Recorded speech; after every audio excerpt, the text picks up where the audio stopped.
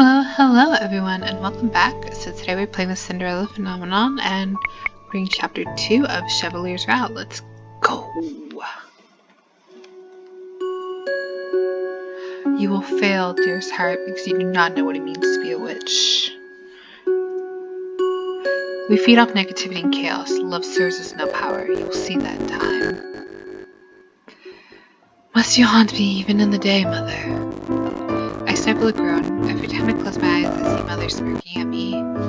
I pull my hand away from my face and survey the councilmen gathered around the table, all of them focused on Father. Except for Jurian and Garland, who are looking at me worriedly. I turn away with a grimace.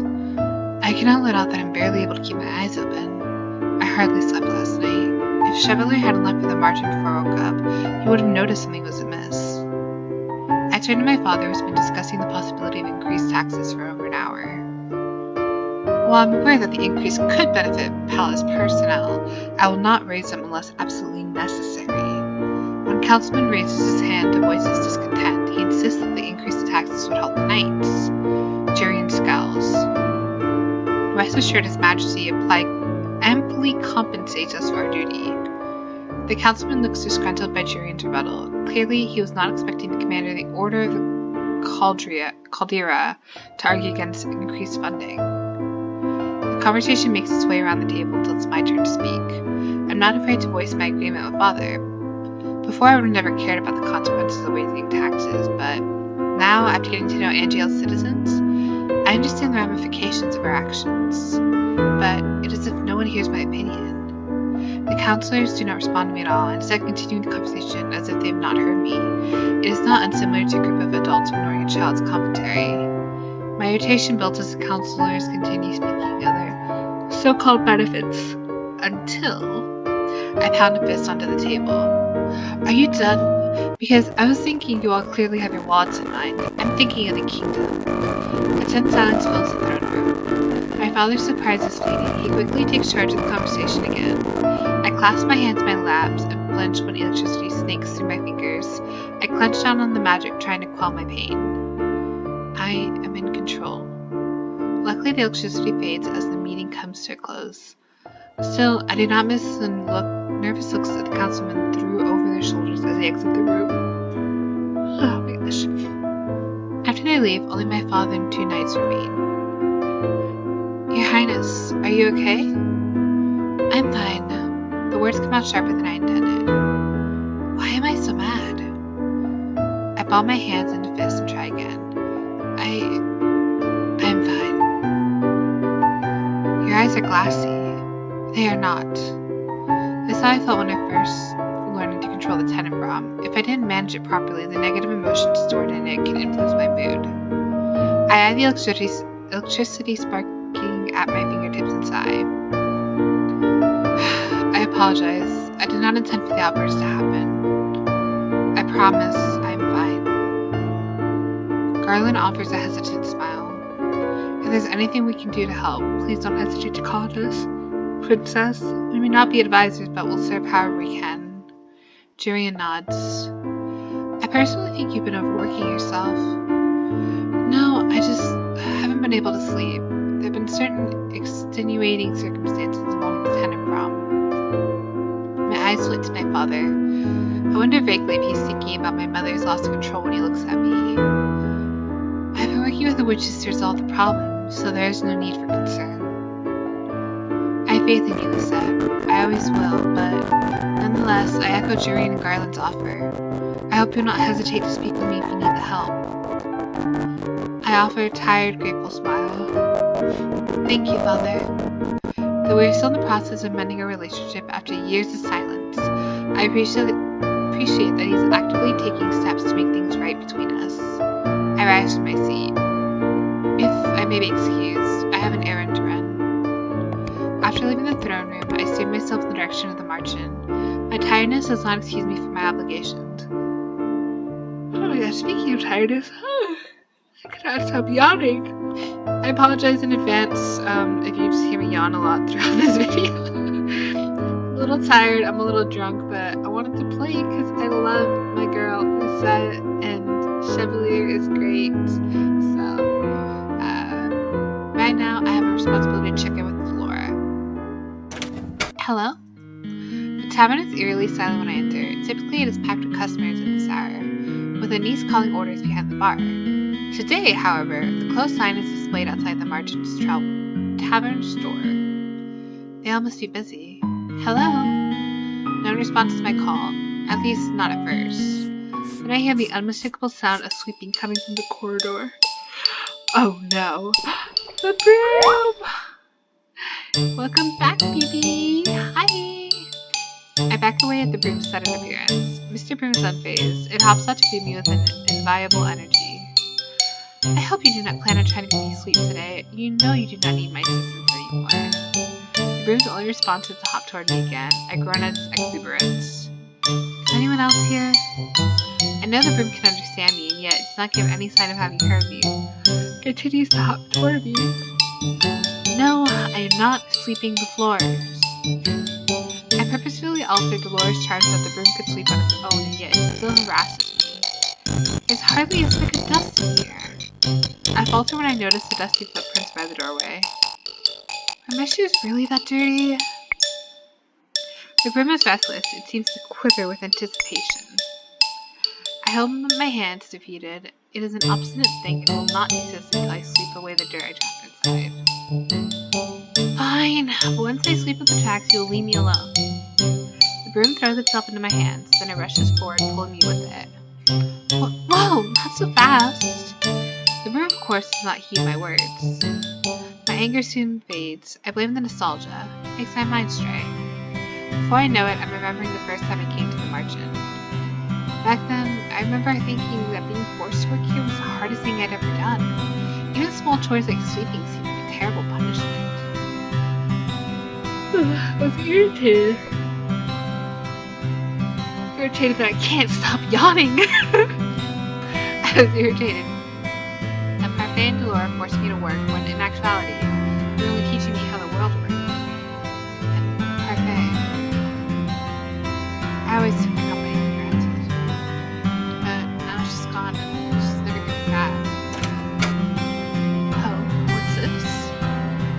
I swivel in place. Chevalier standing in the doorway, surprise etched onto his face. I realize that though the dust has been cleared away, I'm still clutching the broom. It looks like you two are getting along. I peel my hand off the broom with a sigh. The broom attacked me. And here I thought you looked like you were having fun. He steps forward and the smile fades. You look lost in thought. Something on your mind? I do, Miss Parfait. It's one of the sad routes. I was just thinking the first time I had to sit with Mr. Broom. Parfait put a ribbon on him because she thought it would somehow make the situation better. I note the melancholy in Chevalier's eyes and mentally chastise myself. Why did I have to bring up Parfait in front of him? I'm sorry. Don't apologize, he said. I think Lady Parfait would be very happy that we think about her every now and then. I also think she'd be happy to know that Mr. Broom could invoke such a meaningful memory. What's meaningful? Anise is suddenly standing behind us, a quizzical smile on her face. Oh, Lady Anise. I checked the sound we'd heard outside and discovered the princess and Mr. Broom. As always, they make the second most perfect duo. Second? You and I are the first. Anise beams at me. I'm going to assume you're here to sleep, but then why are you here, princess? I came to speak with Delora and Sinna. Cinnamon and Lady Delora are in a meeting with the fairies. They should be back soon, though. If you like, I can make you a cup of tea while you wait. I was just going to make some for Chevalier and me. Or perhaps you'd like some hot chocolate with that, with just a pinch of cinnamon? He sets a hand on my shoulder and smiles at me softly. You look like you could use it. My shoulders sag beneath his hair. As always, Chevalier can see right through me. Some hot chocolate would be nice. Thank you. I follow them into the reception room. I spend the next few hours discussing the day's events. As always, I let my guard down in front of the two of them. They're both excellent listeners. I have a lot to learn from them. Day fades to night, and stars soon blink in the sky. I'm considering sending a messenger for Delora when the door opens and the woman in question steps inside. Well, if it isn't my favorite princess. here then? Chevalier smiles at her mischievously. You're just glad she's not here because her innocent, sparkling eyes would break your resolve. Huh, so having the ice-cold Delora has a soft side. Sinna is standing in the doorway, arms crossed. Did you just call me ice-cold, Cinnamon? You don't know what that means. Sinna grumbles as he takes a seat at the study. Delora watches him looking exasperated. I wonder if something happened at their meeting. Delora seats herself beside a niece and looks at me expectantly. So, what's the news with the Tenenbaum? Have you noticed any disturbances? Well, I bring up the certain negative emotions I've been experiencing today. Delora crosses her arms and sighs. Well, if this is still continuing after our training, I feel inclined to call it an imbalance. Or maybe your training isn't as effective as you think. Oh, would you like to take over the princess's training? Sinna turns away, cheeks flushed. Sinna, I think the princess has made her case. This is something the two of you need to resolve together. Sinna rises with a scowl. I've said this before, but there's nothing to talk about. Now, if you'll excuse me, I have other more pressing matters to attend to. Before either of us can get a word in, Sinna leaves the room and slams the door behind him. He seems troubled. Sinna is too proud for his own good. The more you corner him, the cattier he becomes. It's even worse today because he has to deal with the fairies questioning his legitimacy as Alicia's heir. It's no wonder he feels attacked. But all I want to do is talk to him so we can locate the source of this problem. I'm sorry, Lisa. Other than offering you extra training sessions, there's not much else I can do to help you. I think it'd be best if you somehow trick Sinna into a conversation. Otherwise, we'll need to speak to someone who can tell you a little more about how the Lucius functions. If Sinna continues to be uncooperative, Waltz and I can reach out to some fairies we know. I feel like Sinna would become even more hostile if I spoke to someone that wasn't him. No, I will find a way to speak with him. Delora sighs. Good luck. Trying to get Sinna to do anything is like herding cats. Though I do not doubt what Delora says, I must still try my best to see eye to eye with Sinna. The two of us have an obligation to work together as the Tenenbaum and Lucius bearers. I'll figure out a way to speak with him. Somehow.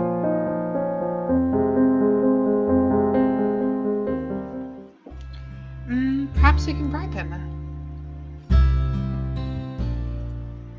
With what? Insects? Chevalier and I are walking back to the palace together, brainstorming ways we can force Sinna to converse with me. Cinnamon's favorite hobby is bug catching, so it has merit as an idea, but I refuse to wave a net around and catch insects with him. I doubt you need a net. Butterflies would flock to you, lovely as you are. I'd rather not be a perch for butterflies. But Princess, you look like something out of a fairy tale. We don't live in a fairy tale, Chev. The two of us had just rounded the corner when someone called Chevalier's name. Mr. Chevalier, sir. A familiar boy rushes towards us, smiling brightly. Doctor, Princess. It's the boy who used to visit Chevalier at his clinic. More than 2 years ago, Chevalier saved this boy's life by striking a deal with the elusive witch doctor. The deal eventually caused Chevalier to be cursed. During that time, he did not remember the boy or the circumstance that had caused him to be cursed. Since the curse broke, however, the boy's been visiting Chevalier and watching him work when Chevalier permits it. I have not seen him since Chevalier made preparations to give the clinic to a niece. What serendipitous meeting! To what do I owe the pleasure of your company, little sir? Chevalier crouches down beside the boy, and I cannot help but smile at the sight of them. I'm so sorry. It's taking me a second because my brain is like working slow, and drunk me is like, big words. We're not doing that. I've never, well, not that I can do it regularly anyway, but yeah. I've never been good with children, but watching Chevalier interact with them always makes me happy. I heard a tragic rumor. Oh, care to share? The boy glances at me, a thoughtful look on his face. Are you and the doctor getting married? What? What? Where in the world did that come from? I'm experiencing a terrible sense of deja vu. I expect Chevalier to laugh or smile, but instead he becomes oddly stiff. cannot help but recall the trances that used to come over him when he was still amnesic. Amnesic? Yeah. Is he okay? Doctor? I leaned down to address the boy directly. I do not know what this has to do with any rumors, but no, I'm not married to the doctor. He is very special to me, though. The boy looks at me skeptically. Are you getting married soon, then? I falter, unable to give the boy a straight answer. If Chevalier proposed to me, he would be always by my side. I would get to see his smiling face every night, and he would, by extension, be next in line for the throne. I look at Chevalier, who catches my eye, and smiles awkwardly. After a few moments, I smile back at him. Chevalier already worries enough about being accepted by the nobles. That sort of commitment would overwhelm him. I understand this, even when the reality of it is disheartening. I cannot stand to see the sorrow on his face, so I speak the truth. I think that maybe someday we will be, yes? I say the words for the boy's benefit, but Chevalier seems surprised, staring at me so owlishly I cannot help but laugh. Marrying a doctor as nice as Mr. Chevalier would be an honor for a princess. That's... What? Is the great Chevalier, master flatterer, at a loss for words? Never. I can never run out of compliments for you. I'm relieved to see him return to his normal self. Even though the things I said were embarrassing. Suddenly the boy steps towards Chevalier, expression somber. I heard rumors that you were closing the clinic, that you were going to start living in the palace, and I thought it was because you were marrying the princess. I'm afraid you've been misinformed. The clinic will remain open, only a wonderful new lady is going to take over for me. She'll be selling herbal remedies to help with all kinds of sicknesses. But what about you? I'm going to be a physician at the palace. So, you're just going to help the nobles? No, of course not, but I can't be in two places at the same time, so... I can tell by his expression that he does not want to go into any more details, so I assure the boy Chevalier will continue his practice, just in a different place. His sadness dissipates when I tell him he can visit Chevalier in the palace. Mom is going to be so excited when I tell her I can visit the palace. He runs off after that, leaving Chevalier and I alone. I reach for Chevalier's hand. Are you okay? Yes, sorry about that, Lucette. I blinked out. You talk about me overworking myself, but are you sure you were pushing yourself too hard? No, I'm not, I promise. I look at him skeptically. In the end, he only raises his hands in surrender before taking my hand in his. It was just a momentary lapse. Even though you're no longer amnesiac, we're gonna go with it. You still have memory problems. You really are an old man. Alas, I'm afraid even I can't be perfect. He plants a kiss on the top of my head. Let's return to the palace, shall we? We wouldn't want everyone to worry when you don't show at dinner. I allow Chevalier to pull me along. As we walk, I wonder about how I might get him to speak honestly about what is bothering him.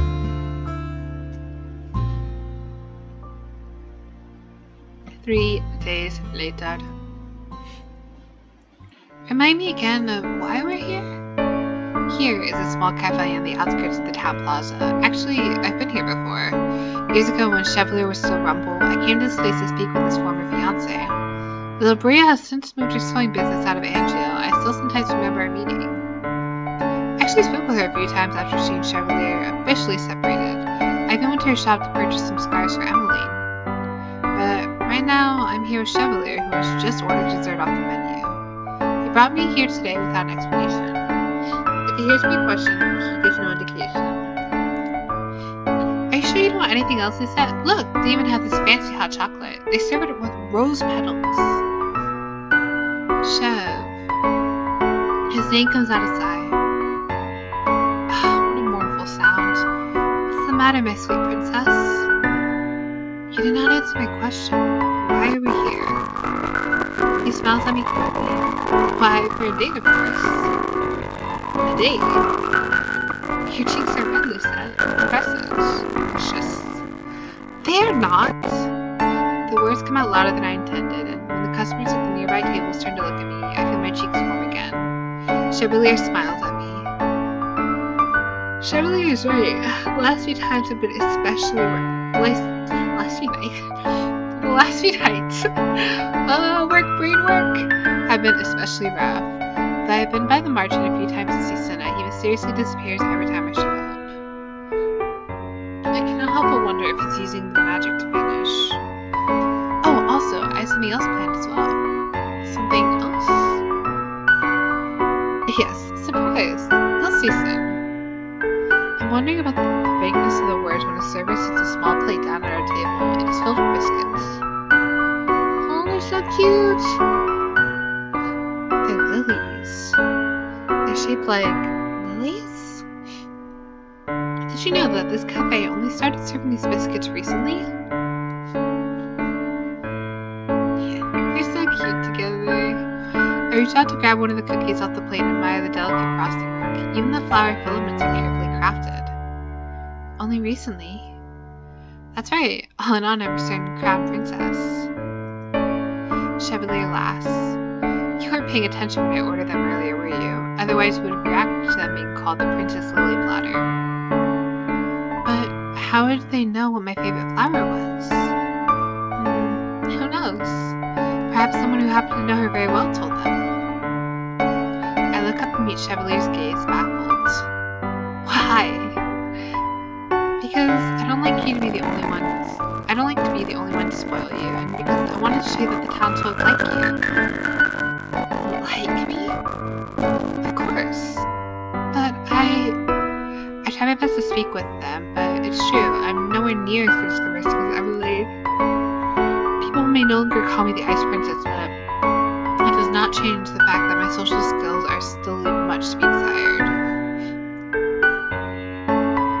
Do you need me to say what I think, Lisa, or can you already guess? I should let people spoil me, right? Chevalier claps his hand together. Exactly. I feel a certain sense of deja vu. How can I explain this in a way that won't offend him? I split the biscuit in half and offer him one of the pieces. I love being spoiled by you, Chevalier. I touch my fingers to his. But I also prefer being spoiled only by you. Favorite things aren't special when shared with others. I curl my fingers through his. I feel more special when moments like this are shared between just the two of us. Chevalier stares at me, a loss for words. The shock on his face makes me laugh, and he abruptly unfreezes. What a blessed sound. He leans forward, glasses glinting. You're right. I would so much rather keep that precious laughter to myself. I roll my eyes. That I cannot promise. I give his hand a squeeze before pulling my fingers away. Chevalier offers me a mock bow before popping the biscuit into his mouth. He always goes out of his way to do such nice things for me. I should do something for him as well. My mind wanders back to the stall full of scarves we visited not too long ago. Chevalier mentioned he needed a new scarf. He no longer wears the scarf Bria made him, but because Chevalier is Chevalier, he puts other people first and never thinks about what he needs. Princess? Suddenly his face is mere inches away from mine. I startle and fall back into my chair. Why must you get so close? It's a lot easier to read your mind when I can look directly into your beautiful golden eyes. This is one time where I really don't want him to read my mind. He's perceptive to a fault. How can I surprise him if he sees it coming?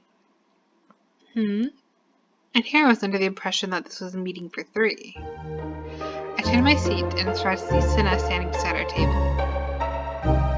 He surveys us skeptically. Cinnamon, what a pleasure it is to see you again, tiny lord. Call me that again and I will burn your biscuits. I eyes Chevalier, who only flashes me a knowing smile. Is this what he was referring to when he said he had something else planned? I turn back to Sinna. You will not set anything on fire. Please sit, Sinna. I cannot lose the opportunity to speak with him. Sinna pulls up a chair. So since the old man is the one who called me here, I'm going to assume you want to talk about the Tenenbaum and Lucius. The Eye Chevalier. Remember what you promised me for this. A cinnamon roll? Yes. I will buy you one. Sinna flushes a deep red. It takes a great effort to stifle my laughter. Sinna, most precious cinnamon. You don't want to finish that sentence. Despite his protest, Sinna does not budge. So he has weakness for cinnamon. You should not be surprised. I glanced again at Chevalier. So this is not just a date. He set us up this time for Sinna and I to meet. Leave it to Chevalier to find a way to make this work. I clear my throat. To answer your earlier question, yes, that is correct. You've heard what I told you, Laura. I have, and I want to discuss the balance between Lucius and Tenebrom. As I said before, that's not necessary. I don't intend to change the way I'm handling Lucius. He's acting like a petulant child. What do you mean by handling Lucius? Senna raises an eyebrow. I don't need to explain it all to you. All you need to know is that I don't intend to succumb to the crystal in the same way my cousin did. Like Lady Parfait. Like Parfait. We speak at the same time. What are you two, parents? Please explain, Sinna. There's nothing to explain. I just told you I plan on doing things differently from my cousin. I will not make the same mistake she did. Here he falters, and for a few moments his bravado fades, and he looks uncertain. He looks young, like his age. Sinna, I lean forward. I know what it's like to have to take over someone else's job without being prepared for it. I understand wanting to do things differently. I'm doing things differently than my mother, after all. But I also know that I need to explain those differences to others because my decisions impact all of Angiel. That's why I want you to speak to me. Your plans impact both of us. Sinna refuses to meet my eyes. Cinnamon. Eventually he grumbles and looks up. That's Sinna. And fine, I'll talk, but you have to promise not to interrupt. I glance at Chevalier who nods at me encouragingly. There's one thing he taught me the importance of, it's listening. I promise. Sinna is quiet for a few moments, then he begins to tell us the story. This is a long chapter. Oh, never mind, it just ended. So we're going to go ahead and save here, and I will see you all in the next one. Hope you're enjoying it, and yeah, let me know what you think of Sinna in the comments. Bye!